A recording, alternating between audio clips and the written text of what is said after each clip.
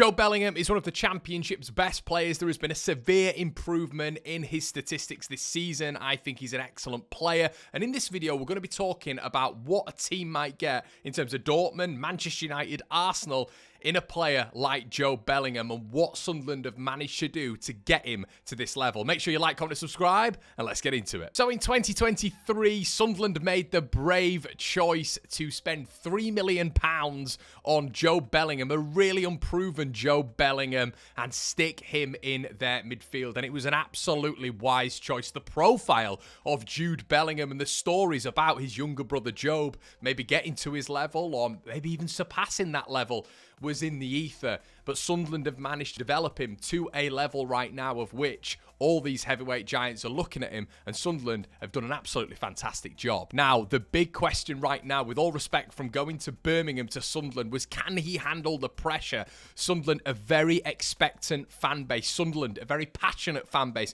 who expect the most from each individual in that starting 11 and on the bench, and the manager and Jobe has handled that pressure absolutely fantastically well. So I've always really liked Jobe Bellingham because of his athleticism, his physical prowess, and his dynamism through that midfield. I absolutely love the fact that he can pick the ball up from deep, drive through the heart of the opposition, and really get Sunderland moving. Now, 11 goals in 70 appearances for a midfielder is no mean feat. It's very decent. 1 goal in every sort of 6 or 7 for Sunderland is a really, really good hit rate. But for me, he's really showcased his ability under the new manager, Régis. Bris. Now, why has he done that, Connor? Well, because he's actually been deployed in a little bit of a deeper role, in my opinion, which has really showcased his ability to manoeuvre in that midfield space. Now, his ability is very interesting, actually, because it does mirror that of Jude, in my opinion. Now, it is very much of the Steven Gerrards as well in terms of box to box, but being that complete midfielder from defensive midfield to central midfield to attacking midfield even, and that's what Bellingham is proving right now. He is becoming that complete midfielder which all of the top clubs want. There is a real complete midfielder to Jobe Bellingham. The stats do reflect that. Total this season for goals is 4. His expected goals is 1.83. He's had 34 shots, 8 on target. But when you're looking at his passing in particular as well, 755 passes. He's got 40 accurate long balls. His long ball accuracy is really, really high at 63.5%. His possession is also excellent because his successful dribbles is also at a standing of 21. His touches in the opposition box are also very, very high as well. So across the board, when it comes to passing, when it comes to possession, when it comes to defensive and offensive ability, he's showcasing it all this season, and that's big credit to Régis Bris. Now, throughout the whole of last season for Sunderland, Jobe Bellingham got 7 goals, and I feel like he was trying to be a little bit more of an attacking midfielder in that role. And what I mean by that, he was just progressing a little bit higher than that defensive role that he's now in with sort of Dan Neil.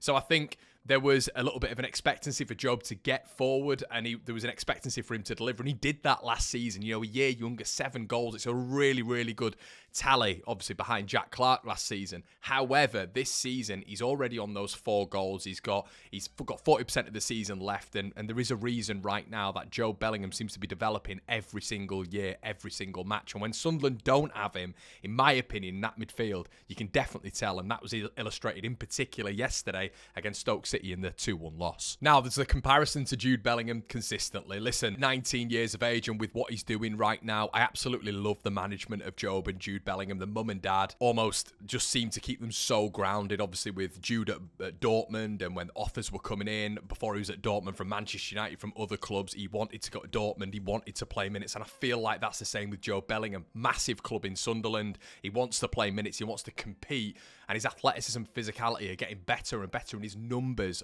every single season from Birmingham onwards right now are also progressing.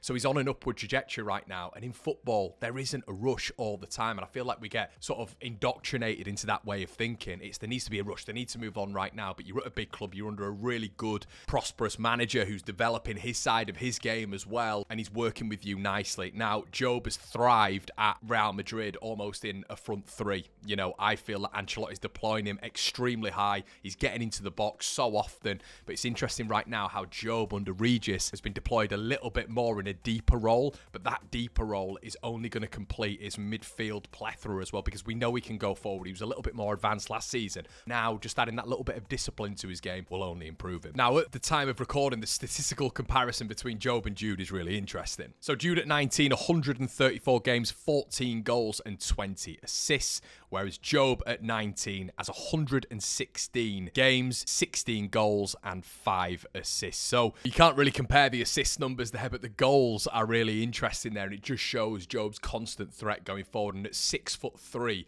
similarly to Jude, I think Jobe's a little bit taller than Jude, who I think's at about 6'2". There is just assets everywhere. He's a Swiss Army knife in that midfield, and I think Régis Bris is doing a really good job at harnessing the other side of his game. I think the brotherly support as well with both of them is only going to aid it. It seems to be friendly competition, but Jude is constantly at Sunderland games. Jobe has been out at Real Madrid games as well, and I think that brotherly support really aids the mentality and the confidence as well. I mean, what an inspiration to be looking up to Jude when you are Jobe. Now, why are the top clubs interested? As I've just mentioned, there's versatility. Being able to play in central midfield and attacking midfield and now defensive midfield is, as I've mentioned previously, a Swiss Army knife of attributes in that midfield. Top clubs will be looking at this. The Championship is an excellent league, especially for clubs abroad like Dortmund and Atalanta and other clubs of that ilk. They're able to just pick out of the Championship, and they're able to utilise them, and they can adapt to that league, that level, and then potentially come up to the Premier League as well. The Premier League feels like it's 2 or 3 stops up, of which Jobe, in my opinion, right now could definitely acclimatise to with how he looks and his athleticism and his ball playing ability. But I think going abroad might be a really good move for him.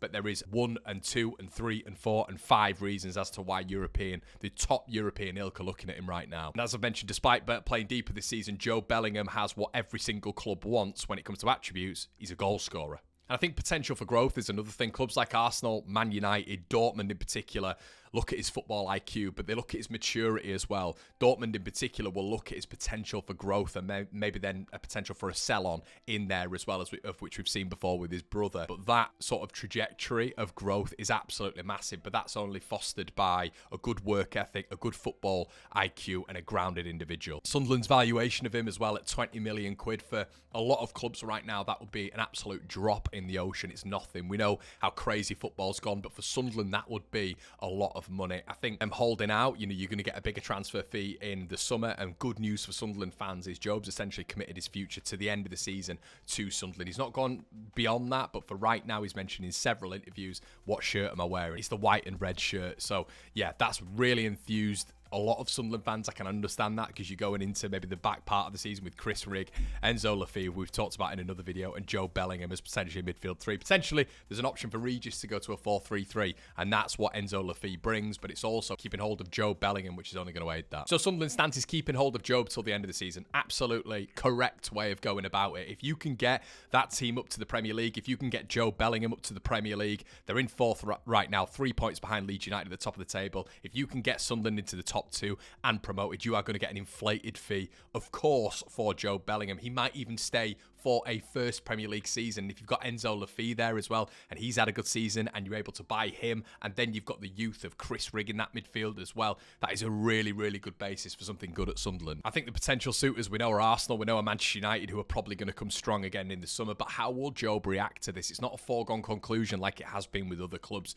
Jude being the example of that. Players are not attracted by just the big club anymore. It is about, am I going to get minutes? Am I going to develop? And Jude Bellingham has almost been the example of that, and Jobe will follow that with his mum and dad being essentially his agents. But Jobe could follow Jude's example, really, and by 20 years of age, which he's coming up to, he might want that Champions League football, and is he ready for it? Absolutely, in my opinion. So yeah, what a player, everybody, what development, and there's a conversation right now that he's been the best player in the Championship this season. I know there's a conversation in central midfield. I'd say Al Tanaka's in there for Leeds United. I'd say you can talk about Vinny Souza as well at Sheffield United, Josh Brownhill at Burnley, but I do think Jobe Bellingham is in that conversation. I think there is a look ahead with Jobe that he might be, and he might reach the top when it comes to all those 3 other comparisons because of his age, his development. He's only 19 years of age. But should Jobe stay at Sunderland, everybody, or make that move in January, which club is the best fit for him, which I think is absolutely massive in Jobe's camp. Jude giving him a bit of advice as well, but the player knows what he needs to get out of his career, and maybe staying at Sunderland for the foreseeable is the right move for him. But let me know what you think in the comment section below, everybody. Make sure you like, comment, and subscribe, and I'll see you on the next one. Cheers.